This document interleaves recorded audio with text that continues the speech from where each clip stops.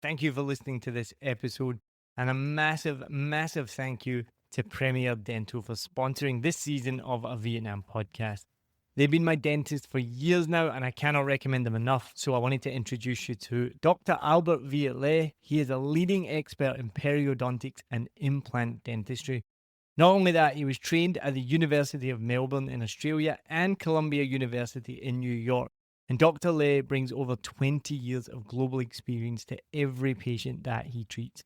So whether it's a complex implant, a sinus lift, or advanced gum treatments, just know that you are in expert hands right here in Vietnam, which I know for me as an expat, especially for something like dental treatment, you can be really worried about where the person's from, where they've studied, the care, the treatment that you're going to get. Had my wisdom teeth out recently and it was perfect, so I can't recommend them enough. Dr. Albert Viet is also certified by the American Board of Periodontology and currently the only dentist in Vietnam that is US board certified.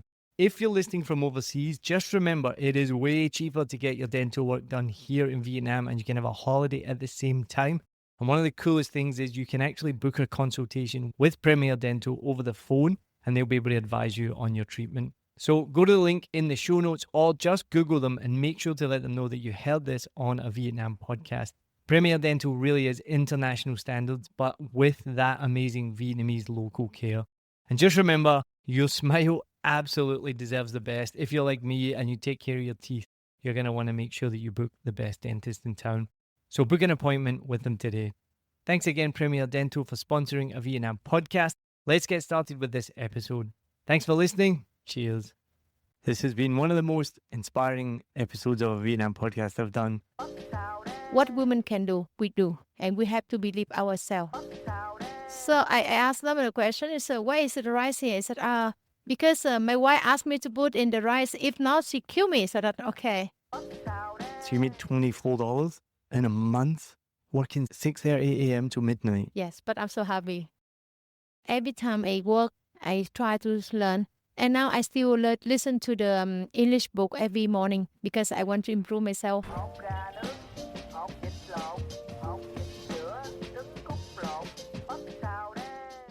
Welcome to a Vietnam podcast with me, your host, Neil Mackay. I first came to Vietnam in 2015 for a holiday, fell in love with it, came back in 2016, was only going to be here for 6 weeks, and 9 years later, I'm still here. Like many people who come to Vietnam, they absolutely fall in love with it. And when you meet Vietnamese people as well, and you see this amazing country, you'll know exactly what I'm talking about if you haven't been, no matter where you're listening from. We have listeners from all over the world, which is incredible. We started this podcast to share stories of people connected to Vietnam. And in this episode, we're doing exactly that. My guest today started work in a garment factory when she was just 14 years old. After 3 years, she went back to high school and she studied English while working at the same time, then went on to university and studied tourism. She then went on to open a small phone shop in Thao Dien, which went on to become Haga SmartTech, where we are today, and she is the CEO and founder of Haga SmartTech. And I have to say, they are amazing. If you do need any repairs in Saigon, in Vietnam, I would contact them. One of the best things I love is that they always respond to you really quickly by message, which is a big deal, but I've used you guys so many times for repairs. I've bought equipment here. They're absolutely fantastic. So make sure if you are in Saigon that you do check out Haga SmartTech. And I think most expats do come here probably because you speak English and your staff speak incredible English as well. We've been setting up here for the last hour or so, and there's been so many expats coming in and out, which I want to know more about your customer base because I bet it's mostly expats, maybe some Vietnamese as well. But one of the most incredible things and the most inspiring things, as well as going from a garment factory to owning your own shop, as well as being the mother of 3 daughters as well. My guest today does incredible charity work. In fact, during the pandemic, she was helping give out food donations with other volunteers for 8 months. And to this day, still continues to help women in trouble with small business loans. And actually, one of the incredible things that I love is refurbishes old laptop and old equipment and donates it to disadvantaged children, which is incredible. So in today's episode, we're going to share with you a really, really inspiring story. How do you run a business in Vietnam as well? How do you manage a successful business as well while being the mother of 3 children? I'm really excited to introduce my guest today, who is the CEO and founder of Haga SmartTech, Hanh. Hanh, thank you so much for joining me today. I'm so excited to talk to you. Thank you so much for giving me a chance to share on your podcast today. Oh, you're very, very welcome. I have so many questions for you, but the first one is a real technical question, right? How often can you repair a piece of equipment when somebody brings it in by turning it on and off again? Yes, I didn't have any experience like that. Never. That happened to me just last week. My internet was not working and I called up FPT and I said, oh, my internet's not working. The first question, have you turned it on and off? I see that. It's because they depend on the line of the internet, so that they try to ask you to. Sometimes you get out the plug and you turn off the Wi-Fi switch, and after to turn on. Yeah. But mostly, our customer is clever. They try already. Your customers are too clever for that. I guess phones are a little bit different as well, but it always blows my mind that a lot of tech problems can be solved just by like turning it on and off. The funny thing was with that was they sent out a technician to our apartment and he said, oh, have you turned it on and off? I said, yeah, I turned it on and off. He said, have you turned the Wi-Fi off and on and off? I said, no, I didn't. I didn't turn the Wi-Fi off. I just turned the box on and off. So he went over, unplugged the Wi-Fi, plugged it back in, bang, started working again. I was like, I could have done that myself. So I often feel like an idiot. What is the silliest, the stupidest problem that somebody has brought to you when they say, can you fix this? And you're just like in disbelief. Okay, that's a great question. The silly thing is like the mom and the father is always keep the phone on the table, and the kids try to change the password, and after that they cannot remember. That's a silly thing, and it's just a small thing. But after that is maybe you don't back up your data on the Google Drive or iCloud. You lost on the data. So if your kid or anyone, if you forget your password, I've actually wondered this question. There's no way back in. No way back in, because on the phone have is a security passcode. So if your kids change the passcode by themselves, we cannot know, and they don't remember also. So that after that, we have only one way: restore the phone. No way to get back in. No way to get back. My wife listens to every episode of this podcast. Adri, remember your passwords, okay? Because she forgets her passwords all the time. Don't forget your phone. She's never forgotten her phone password. I'm going to let you into a secret. We have a laptop at home that we can't get back into because she's forgotten the password. Is there any way to get back into that? No. No way. Adri, remember your password. She's got to write them down. That's hilarious. Have you also, I guess you get a lot of water damage as well. A lot of people come in. The thing that annoys me the most is that people come in with their phone already in a bag of rice. Yes. Actually, it's some case the customer can use the rice, but they put in the bag because you put direct the phone to the bag. The rice pocket, it's not good for you because the rice stuck in the charger port or some port like that, and you try to connect with the charger, and after that you see something is stuck inside, and you don't know is that when sometimes it's amazing you can open and see a lot of rice inside. So I asked them the question, is why is the rice here? I said, because my wife asked me to put in the rice. If not, she kill me. So that okay. That has to be one of the biggest myths, right? Yes. One of the most made-up stories that you must see it all the time. So I don't think it's put the water damage device in the rice is not good way to do that. So what is the best thing to do if you get your phone wet? What should you do immediately? Immediately, don't try to turn off the phone. Don't try to turn on the phone. Just keep the phone like that. And if you have the right clothes, you try to clean outside, and you don't try to charge it also, and try to bring to the shop near you if you trust, and you ask technician to open and clean inside. Because the water always detect the phone inside the main board. It's very important, not outside. I've had a few accidents with this in the past. I remember the first time so many years ago, it was an iPod. So before even smartphones, and I had a bottle of water in my bag, and I opened my bag, and the bottle of water had opened, so my bag was soaking, and I had an iPod. I didn't know this information at the time, so I just was like pressing every button, trying to make it work, and then I obviously broke it. I think I broke it because I was pressing every button. I have learned a lot. There was a couple of years ago, again, similar thing, had a laptop in my backpack. I got to my destination, and I sat down, and I was like, why is my butt so wet? And then I saw that my bag was dripping with water. Again, I hadn't closed the bottle properly, so the bag had soaked and the laptop was soaked. Thankfully, I learned my lesson, so I wrung it out, didn't turn it on, took it to the store immediately, and they opened it up. and they could see little bits of water, but thankfully, because I hadn't turned it on, because that's the problem, right? If the electricity goes through the water. Yes, of course. That's a very, very dangerous also. Yeah. And the best way is you don't try to check the device also. Yes. Because when you check the device, the water easy to spray a lot of it, destroy the IC, the chipset and the mainboard. Right. All right, we're giving you some valuable advice there as well. The rice thing as well cracks me up. We were on a boat a couple of years ago in the Philippines, and the girl dropped her phone in the water and managed to get it out. And we could just overhear people talking, and somebody's like, "It's okay, just when you get back to the hotel, ask them for some rice, put it in rice." And I was like, what? Rice absorbs water, but you have to boil water for rice to absorb it. Why is rice just going to suddenly suck the water out of your phone? It makes no sense. Not enough.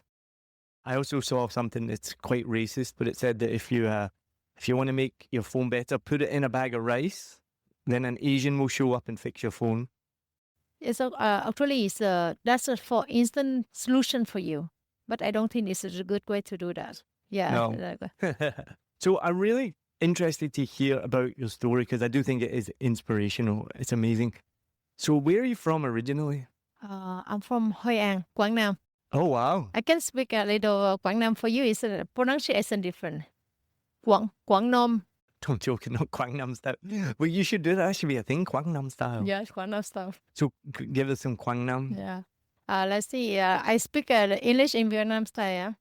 Hello, my name is Hanh from Quảng Nam.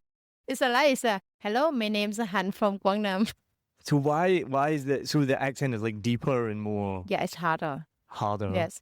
So we've talked about this before. So this is my excuse for not speaking Vietnamese is one, it is so difficult. Then there's all these different dialects throughout the country, which makes sense. 100 million people, massive country. The central dialect is, from what I know, completely different to the southern dialect.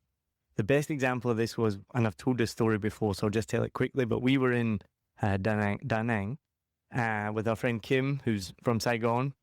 And we would say, "Oh, can you help us order, you know?" So we're all together having lunch, and she talks to the girl in Vietnamese. Neither of them could understand each other.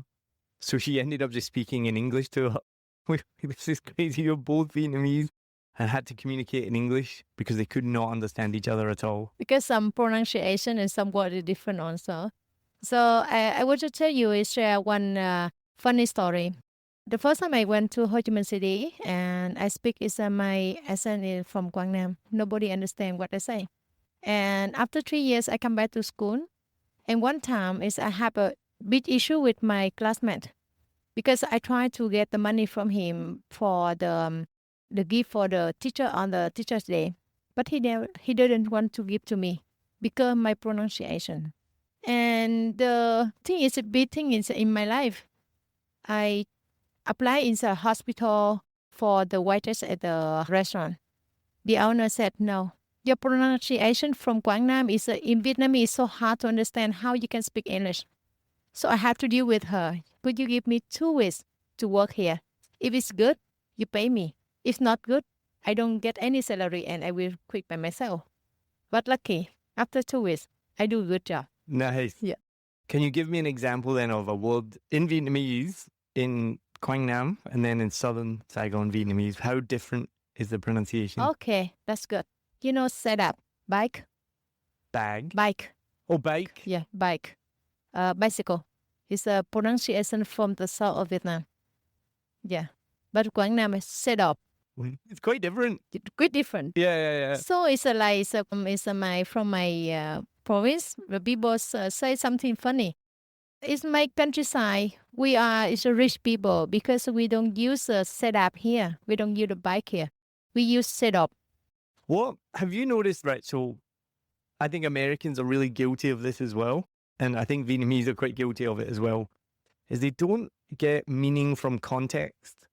Right. So if you're speaking to somebody in Saigon and you say setup, right? But you're like holding a bicycle, or you're saying, I want to get my setup repaired. I don't understand as a foreigner, because I'll sometimes try my best. That's a lie. I don't try my best. But sometimes I'll try and say a word in Vietnamese and they have no idea what I'm saying. And I think to myself, I can only be talking about one thing. Like foreigners talk about this. Like, for example, there's a joke a comedian made. She went to go buy some nook meal. The lady sold one thing, nook meal, and she asked for nook meal, and the woman couldn't understand what she was saying. Yeah, but this is my point, is why Vietnamese people, like, even if you say it incorrectly, you're only asking for one thing, you only sell one thing. How do you not understand what she's saying? But I also think Americans are really guilty of this as well, because when I lived in America, for example, you say, can I get a bottle of water? And you probably didn't understand what I said there either, did you? Did you understand me? Actually, I understand. Yes, but that's fine, right? But you might be in a shop. So if I'm very Scottish, I say, can I get a bottle of water?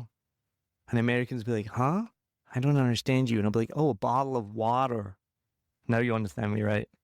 So I get it. Bottle of water and bottle of water are very different. But again, I never understand. You sell one thing, like a bottle of water, even if you don't understand me, how can't you guess? So my question is, as you've given an example, people in Quảng Nam might not understand if you use the southern accent. Do you think Vietnamese people don't understand things? Or is the language, the pronunciation is so different? Why don't they understand things when it can only be one thing? It's if for Quảng Nam people, they understand the language from the south of Vietnam. But from the people from the south of Vietnam, don't understand them. It's not just one word, but another word also. Like many words, it's like Quảng Nam, they speak so fast and so hard. And pronunciation is, they can change their tones. Actually, it's, when I live in Ho Chi Minh City long time, I cannot change it 100% also. You see? And when I speak English also, I have to try to practice by myself in front of mirror. Yes, of course. Because sometimes when I speak English, I remember it's the first time I speak in the hotel. The order to me is like the orange juice, but they speak so fast. I don't understand what does it mean. Orange juice. So I don't understand what's that. So it's when I speak in Quảng Nam, the pronunciation is orange juice. They say it's a different. So that is like it's not easy. So it's like the people from the south of Vietnam, they cannot understand the language from the people from Quảng Nam or from another kind of province. But it's from Quảng Nam, they can understand because from the south of Vietnam, easy, slow, soft, and easy communication.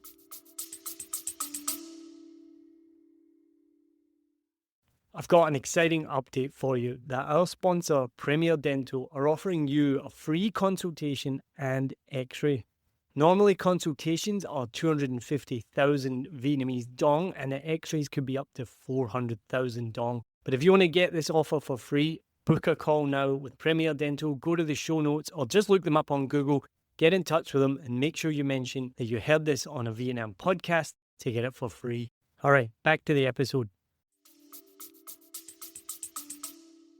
So you have a lot of foreigners come into the store. How do you do with the accents of foreigners? Because I'm just thinking, we're talking about the difference between the southern and the central Vietnamese accent. In the UK, it could be 30 minutes away and the accents are completely different than Australia is. Honestly, I think Australian can be more difficult to understand than Scottish sometimes, depending on how strong their accent is. Then you obviously deal with everyone. So how do you can you differentiate between different accents? I just think last one is experience and skill on the work. Actually, sometimes we cannot understand 100% what the customer explained to us, but we look at on the device and we look at on the body language also. And when I train in my staff, try to confident yourself. If you don't understand, you try to ask again or inform again. Because for ourselves, I think it's a lot of students in Vietnam the same. They try to write really good, but they don't feel confident is when they speak English or listening. Because sometimes your accent is different. And if you speak with your communication, you speak so fast. But when you communicate with Vietnamese, I think you slower. Yes. But not just Vietnamese, Americans as well. So really? I used to live in America. When I first went to America, nobody could understand me. Like I was really sad and I was quite depressed in the first week because I was from Scotland. I was just talking in my normal voice. I speak English. Americans speak English. People could not understand what I was saying. So I was like so sad about it. And I lived there for 5 years. So it's actually not for Vietnamese people. It was more for living in America. I had to slow down and pronounce everything It helps in Vietnam as well. And I lived in Australia and New Zealand, so I have to speak slowly. But it gets to the point when I went back to Scotland recently, there was a taxi driver and he was from Poland. So just because I heard his accent, I didn't do it on purpose. I naturally just started speaking slowly and properly, not in my normal Scottish accent where I'd normally just be talking pretty quickly and things like this. And the taxi driver said to me, "Why are you talking to me like I'm an idiot?" I was like, sorry. He's like, "Why are you speaking so slowly?" And I was like, "Oh, sorry, I live overseas and I'm just used to speaking slowly." And he's used to hearing Glaswegian people just speak really quickly and stuff like that. So, I do speak slowly and properly. I understand because, it's language just for communicate. Just for the people, two people is communicate together. We understand. And one more thing is foreigners. They have a really good skill in body language to explain to the Vietnamese. Yes, I think so. And in here is my shop. It's 50 years. I met a lot of customer, and I feel I'm happy because I meet a lot of culture also. From Philippines, pronunciation different, and India is so hard for me also the first time. But now it's good because I can hear the voice. And my second daughter is she speak English so well, and she like your pronunciation because she like to study with the British, because the British like is the English, so it's not American English. So if some student they study at with the British program, they can understand all the language on the English in the world. But the students study with American English, sometimes they cannot get your voice.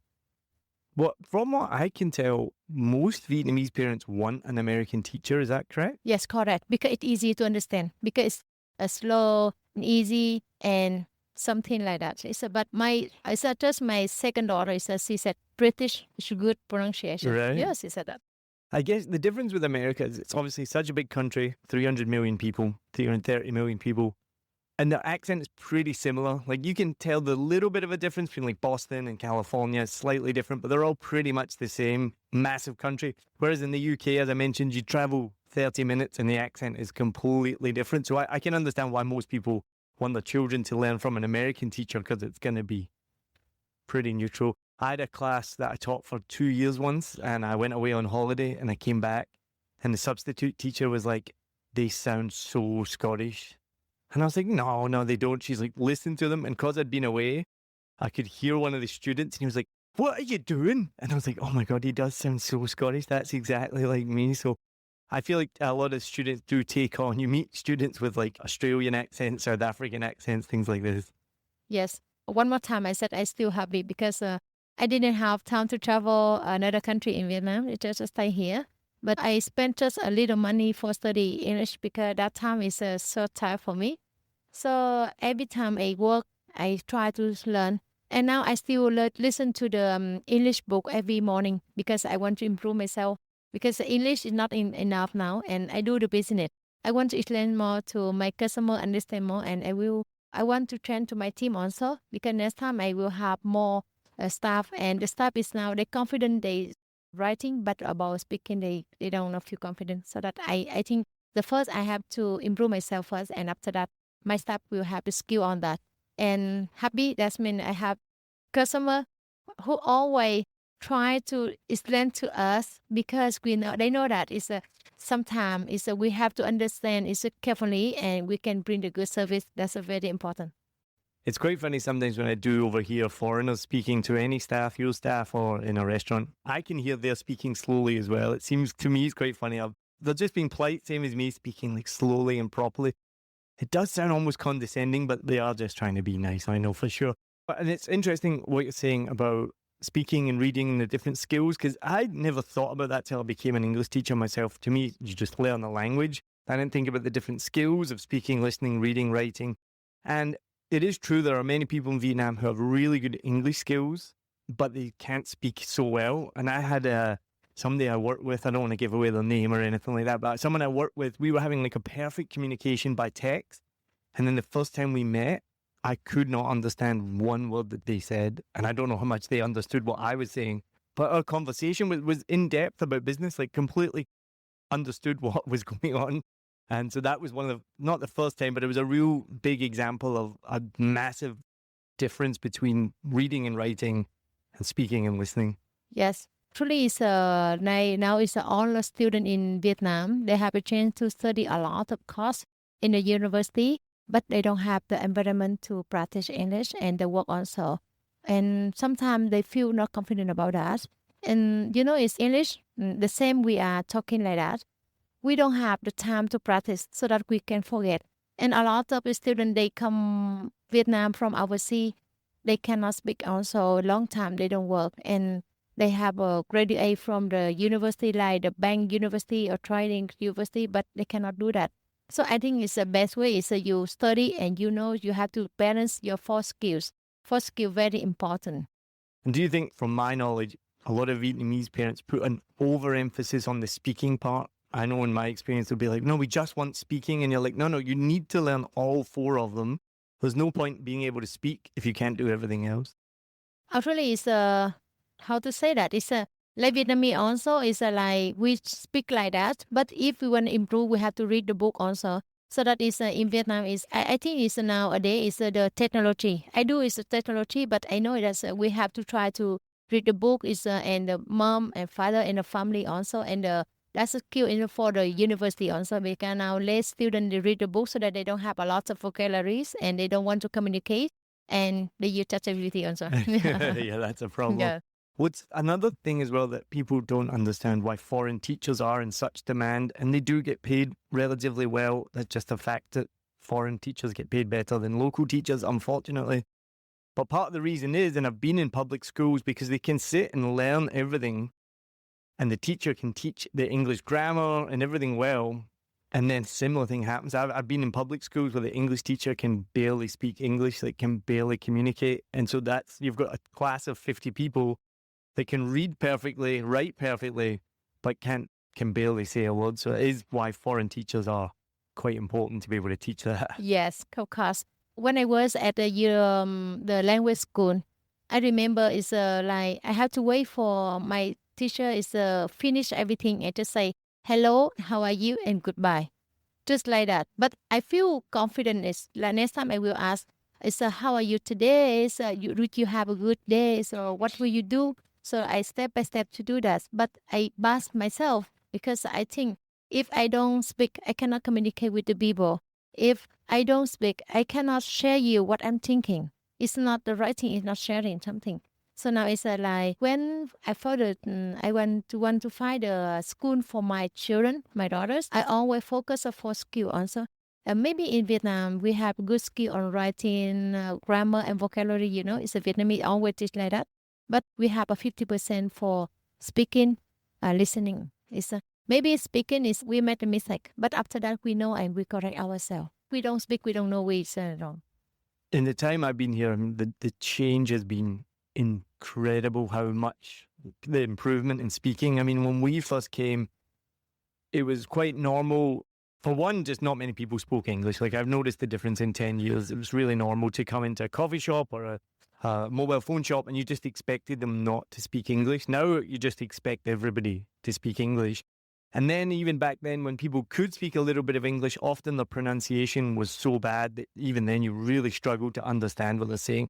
Now people speak to you in the clearest American accent and you're like, oh, okay. Like it just, the pronunciation is incredible. But what was it like then when you came from Hoi An? You're the first person I've ever met who grew up in Hoi An. What was it like back in Hoi An? Wouldn't have been as touristy back then, right? When did they? Wait, I was going to say, when did they find Hoi An? I know Hoi An has only been there, but it only really opened up like 20, 30 years ago. I think it's, let's see, when I was to try there, it's nobody know about Hoi An. Yes.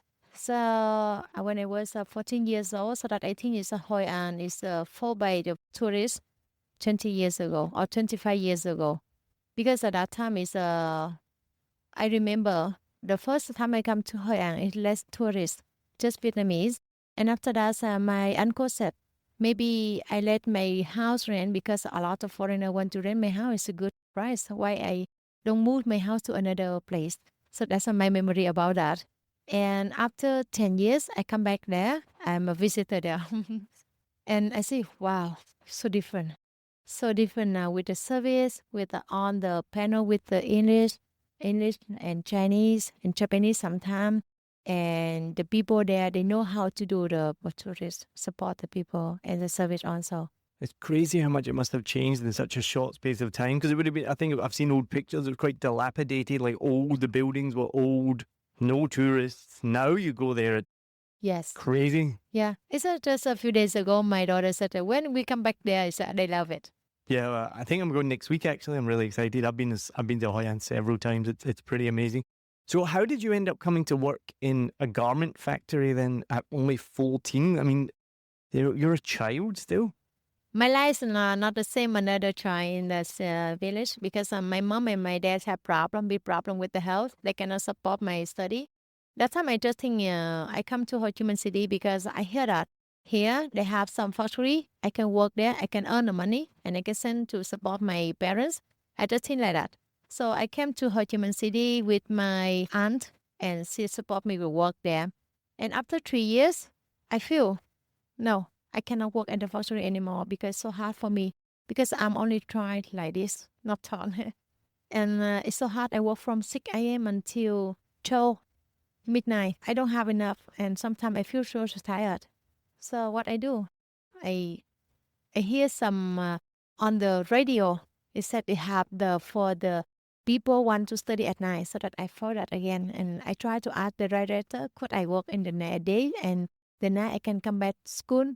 She said to me, I opened these companies for 15 years. Nobody can do that.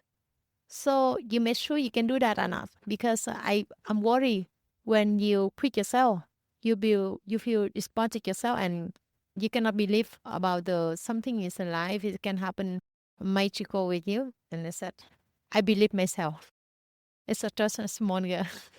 Yeah, it's a hard, but it's a small girl. And only my mom, the person who cannot read, who cannot write, support me that time. She said, whatever your decision, I support you. I don't have anything to support you, but it's by my heart, I support you. That's right.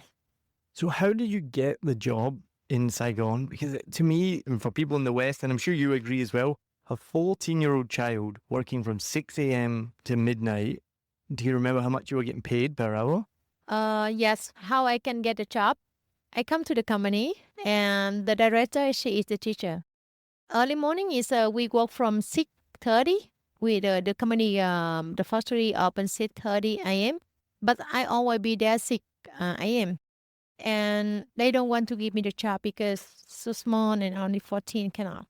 And I said to them, please give me because I can work in the farm and I go to the mountain to collect many things to support my family since I was 10 years old. And the factory was in Saigon. I So you'd moved. already traveled Yeah, I travel by bus. as a 14-year-old. 14 years old. Found the factory. Yes. How did you find it? Well, my auntie, Right. yeah, who support me to find that. It blows my mind that you're smiling so much about this, which is beautiful. And I know, I've had hard times in my life as well. Nothing like this, nothing even close to this. And we always kind of smile about it. How are you so happy about this? Like, to me, I'm aghast that a 14-year-old child got a job in a factory. I assume you were making like $1 an hour and had to work from 6:30 in the morning. And you look so happy about it. And sorry to jump in as well. The other thing I think as a foreigner, we don't realize that's life-changing to you as well, though, because your background, you've come from going up to the mountains, working in a farm. I can't compare to that because I grew up in a house and I went to school and I had food and blah, blah, blah. So I can't really imagine at 14 that that's a good thing that you got a job. But sorry, I'm talking on top of you. Okay. Well, if my family don't have a big problem with my father and my mom, I don't have chance to come to Saigon that time. Because I think is that time I continue to study high school, continue university, and I find a job there, and maybe I get married there also. But when I have a chance to come to here, and I find a job, and I meet a lot of people. The people here so nice, and here is my second place who build myself, and I meet I have a really good relationship. So the people there support me when I ask them give me the favor because I need the money for my family. That time just like that. And they look at me every day so that they believe I can do that. And after 3 years, I continue. So they believe me again. They give me the chance. If they don't give me the chance, I cannot do. So I still keep the relationship with them until now. And always I send them a message to ask them. I said, how are you? I said that. And I said, they said, don't say they are the boss because I'm the boss now. Also, I said, no, you are still my boss. So even now, as an adult, as a CEO, as a founder with children, what is your opinion of that factory? You're still friends with the woman, but what's your opinion of that factory hiring children to work in a factory? Actually, that time is not good. I said, 14 cannot do it. Only me, I think it's special. Special because I always honest with the people. I think so. And when I go there, they ask me any question. I will give them. It's correct 100%. I share with them. And that time I still remember I cry. If they don't give me the job, it's what I do. Because my mom borrowed money for me to travel to Ho Chi Minh City to find a job. If they don't accept me, I have to come back. So I lost some money to wait. And where is the money to pay them? You asked me a question.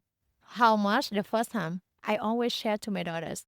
The first time I got the salary 245,000 for 1 month. No. Yes. I And mean, today's money, that's $10. This was how many years ago? yeah, that's when it's 26 years old. Still like $20, $30 back then. That time, let me see, the gold, that time is $250. $250, 250,000 for one ring. So that time is, and I remember the dollar, $10. $1 is 10,000.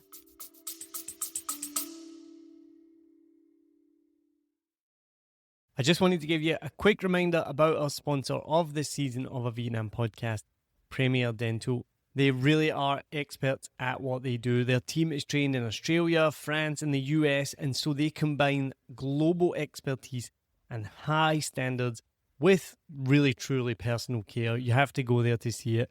If you need any sort of dental work, whether you're in Vietnam or the rest of the world, make sure you go to the show notes or just go direct to premierdental.vn and book an appointment today. You can even book a chat with them if you're overseas to see how they can help you. All right, let's get back to the episode. $1 is 10,000 because now $1 is 25,000. When we first came, it was 20,000. So $1 is 10,000. So you made 245. So you made $24 in a month, working 6:30 a.m. to midnight. Yes, but I'm so happy because I cannot earn the It's money like that. mind-blowing, What, I mean, this is what I'm saying is incredible. It just blows my mind because your experience, what you're comparing that to, $20 a month, $24 a month is better than what you had before, right? Correct. It's just mind-blowing to foreigners, right? Or people, not just foreigners, anyone, even in Vietnam who doesn't come from that background. What blew me away, so I learned this quite a few years ago, that we obviously morally disagree with child labour, right? Children shouldn't be working. We say that though in the West. When children were working in the West like 50, 100 years ago, we had to make rules and laws to stop companies using children. We're not any better. We had to make a rule saying don't hire children. And I'm sure in the West, some countries would love to hire children if they still could. The British Empire was built off of child labour, right? Like we made stuff. But I was, so I've done some work with lots of charities here. That was my previous job. And we were down in the Mekong Delta. We helped build a school for underprivileged children. And then we went by a shoe factory. And I said we were working with Saigon Children's Charity. And I said, is child labour a real problem? Because we hear this in the West, right? We hear lots about child labour and it's obviously terrible. The answer blew me away and it was really interesting. So it's the opposite problem that children want to work in the factory. And the factory actually, they go as far now because companies like Nike and Adidas and all of these companies, they don't want child labour. They do DNA tests of the children to make sure they're old enough because they would ID them to make sure they're old enough, and they would start making fake IDs to say that they were 16. And it blew me away because, again, for a child, the salary might only be $1 or $2 an hour, but that's, say it's $2 an hour, it's $80 a week, 106, I'm doing the quick math, that's $320 a month, which sounds like nothing. But if you're 14, 15 years old and you can bring home to your mum and dad who may be sick, who may be invalid, if you can bring home $320 a month, it's life-changing, right? And us in the West, we can't imagine that at all. Actually, I said to you, I'm special. In my village, the same, I'm special. Now on the people there, as I said, I'm special also. Because all of them is older than me. They are 16 or 17, they can go to work, but for me, just small. And the life changing is, you said, when I have the money for my family. And after 3 years, I can handle on the bank loan for my family. Yeah, and I come back to school. 245,000 dong a month. And would they provide you with accommodation and food? And so would you send that money back then? So you just ate, slept, and worked and send that money back? Okay, so funny. I got 240,000 and I have 10,000 in my pocket. I give them 5,000 more. That means 250. I ask them keep for me. And I will to send to my mom is the next month. What I got is a 250 more because I think it's not enough for them. That time I remember is I don't pay anything. They have the room for me to sleep, and they have the food for me also, and they have everything. I don't pay anything, so that I still save my money. And after 6 months, I come back to my hometown.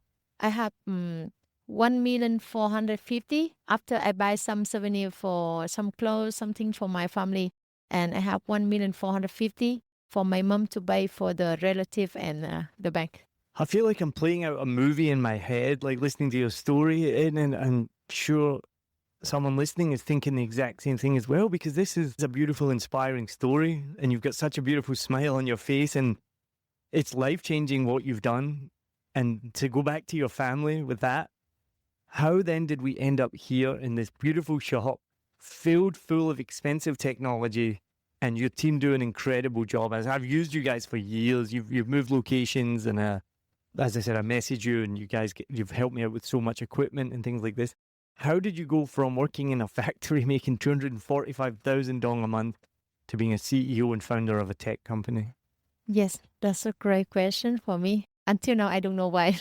Actually, it's after 7 years, I love the study in English. I want to communicate with the people. I said it's a Vietnamese, always friendly, so they saw just a place, people for you come to visit Vietnam. So I think I need to do that. And I find a job for myself when I work in the hotel and the restaurant, but I keep going study English at the language school. And one time I went to Thao Dien. I see a lot of foreigner. You're like kitching, nodding your head. Yes, and when I chat to them, I say, "Oh, so good, because we share a lot. I don't have time to visit your country, but from you, I know it's a little from your country is happy also." So I study university and stay here. I meet my co-founder, and he has the shop already. I support him with the foreigner. I feel that the foreigner live in Vietnam, they want to find a really trusted place for them. Actually, it's a technology from your country already, but you want to find a trusted place in here. If you move here to stay, live, do the business.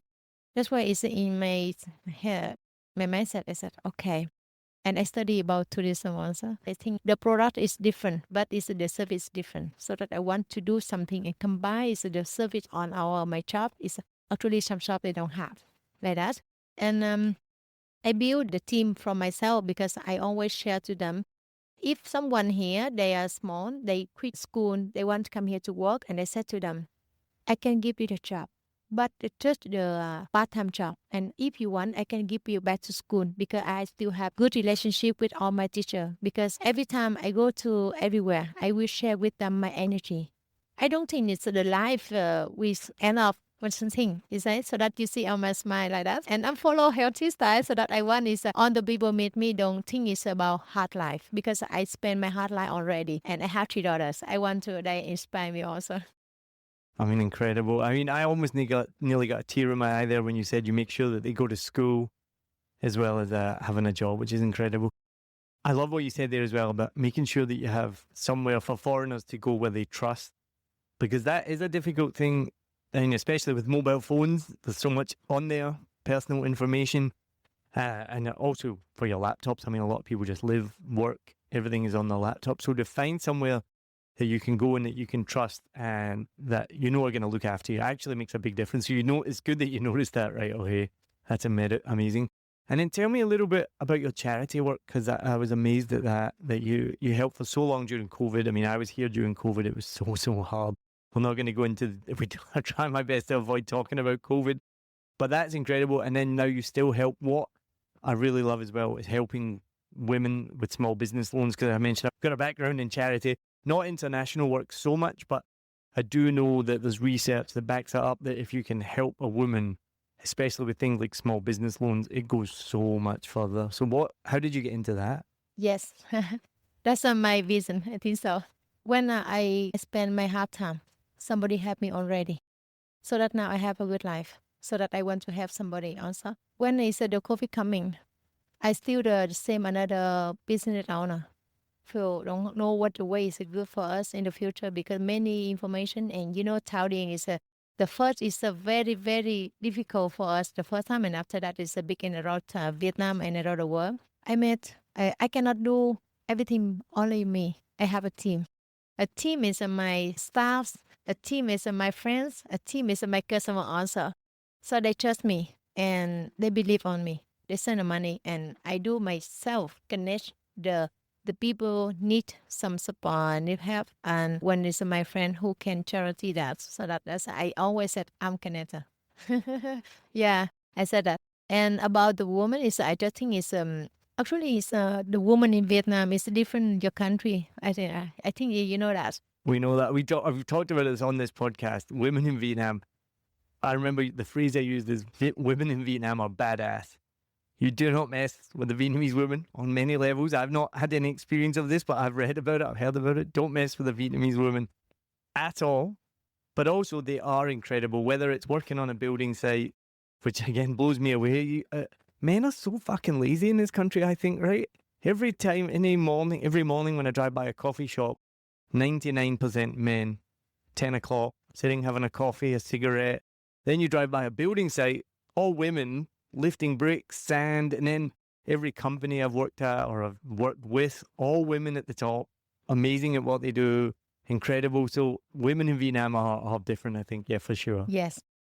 That's the reason is last year I do is like run for women. I run 160 kilometers. Yeah, and I raised 10 million. I support one woman in my hometown, is Quảng Nam. She had the cancer.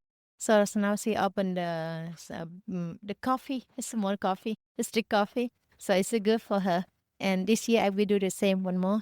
I know it's my company is not big company, but what I can do, me and my team we do together, because we believe we cannot wait for in the future with a bigger or something like that. It's now the people need our help. And I'm lucky than them because every day I meet a lot of my friends, my customer. They share me a lot of it's a positive energy. So what I keep for myself, I share with them because sometimes they cannot find a way. Maybe I can find a way for myself, but so that I want to share with them. I want to inspire them. What women can do, we do, and we have to believe ourselves. And one day we can have better life. This has been one of the most inspiring episodes of a Vietnam podcast I've done. Han, thank you so much for sharing your story on a Vietnam podcast. This is absolutely incredible. As I said, I've been coming to Haga SmartTech for years, and we've communicated online many times. It's the first time this is why I love this podcast. I actually get to talk to people on a much deeper level, and hearing your story and sharing your story will live with me for a long time. So Han, thank you so much for everything you do with Haga, for everyone's technology, and sharing your story on a Vietnam podcast. Thank you so much. Thank you for your time. I hope this podcast can inspire to some people who do the business in Vietnam because the hard time is not hard. So we try to find solution for ourselves, and our energy will survive together. Amazing. Thank you so much for listening. Don't forget, rate, review, subscribe, share. Do everything like that to help this podcast grow. And thank you so much for tuning in. And don't forget, we have an episode every Sunday. The Saigon Sunday sessions are on the road with Neil and AJ. It's mostly an episode that we make for YouTube, but I do post it on the podcast as well. So if you're not on YouTube, you can listen to it, but go onto the YouTube and watch it if you can. And don't forget, every Wednesday, we bring you a new episode of a Vietnam podcast, sharing stories of people connected to Vietnam. Thank you very much. Thank you so much. Cheers.